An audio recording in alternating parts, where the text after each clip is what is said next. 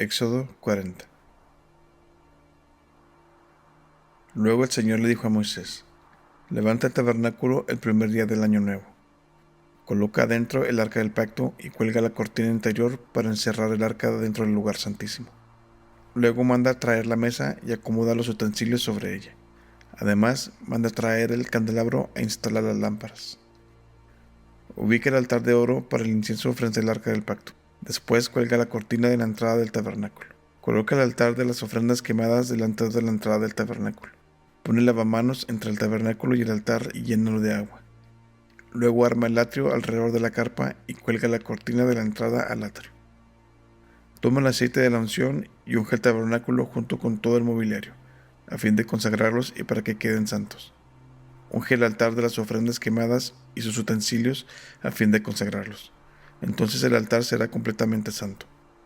Luego unge el lavamanos y su base a fin de consagrarlos. Lleva a Aarón y a sus hijos a la entrada del tabernáculo y lavarlos con agua. Pone a Aarón las vestiduras sagradas y úngelo. Así quedará consagrado para servirme como sacerdote. Luego haz que se acerquen sus hijos y vístelos con sus túnicas. Úngelos como ungiste a su padre, para que ellos también me sirvan como sacerdotes. Al ungirlos, los descendientes de Aarón quedarán apartados para el sacerdocio por siempre, de generación en generación. Moisés hizo todo lo que el Señor le había ordenado, así que el tabernáculo fue armado el primer día del primer mes del segundo año. Moisés levantó el tabernáculo. Primero citó la base, encajó los soportes, fijó los travesaños y colocó los postes. Luego extendió las cubiertas sobre el armazón del tabernáculo y puso las capas protectoras encima, tal como el Señor le había ordenado. Entonces tomó las tablas de piedra grabadas con las condiciones del pacto y las puso dentro del arca.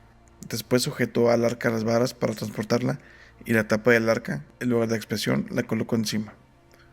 Luego llevó el arca del pacto dentro del tabernáculo y colgó la cortina interior para protegerla de la vista, tal como el Señor le había ordenado. Después Moisés ubicó la mesa en el tabernáculo en el lado norte del lugar santo, justo fuera de la cortina interior, y acomodó sobre la mesa el pan de la presencia delante del Señor, tal como el Señor le había ordenado. Luego puso el candelabro en el tabernáculo, en dirección opuesta a la mesa, en el lado sur del lugar santo. Entonces encendió las lámparas en la presencia del Señor, tal como el Señor le había ordenado. También puso en el tabernáculo el altar de oro para el incienso, en el lugar santo delante de la cortina interior, y quemó el incienso aromático sobre el altar, tal como el Señor le había ordenado. Después colgó la cortina a la entrada del tabernáculo y ubicó el altar de las ofrendas quemadas cerca de la entrada del tabernáculo. Entonces presentó una ofrenda quemada y una ofrenda de grano sobre el altar, tal como el Señor le había ordenado. Luego Moisés instaló el lavamanos entre el tabernáculo y el altar, y lo llenó de agua para que los sacerdotes pudieran lavarse. Moisés, Aarón y los hijos de Aarón sacaban agua del lavamanos para lavarse las manos y los pies. Se lavaban cada vez que se acercaban al altar o entraban al tabernáculo, tal como el Señor le había ordenado a Moisés. Después Moisés colgó las cortinas que daban forma al atrio que rodeaba el tabernáculo y el altar. Por último, levantó la cortina en la entrada del atrio. Así por fin terminó Moisés el trabajo. Entonces la nube cubrió el tabernáculo y la gloria del Señor llenó el tabernáculo.